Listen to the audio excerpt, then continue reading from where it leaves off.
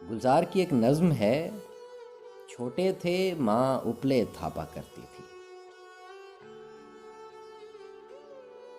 छोटे थे माँ उपले थापा करती थी, हम उपलों पर शक्लें गूंधा करते थे।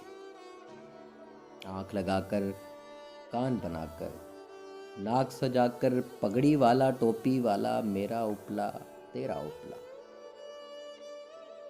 अपने अपने जाने बूझे नामों से उपले थापा करते थे। हंसता हंसता सूरज रोज सवेरे आकर गोबर के उपलों पर खेला करता था। रात को आंगन में जब चूल्हा जलता था, हम उसको घेर के बैठे रहते थे। किस उपले की बारी आई, किस उपले की बारी आई, किसका उपला राख हुआ है। वो पंडित था, वो मुन्ना था, वो विश्रित था।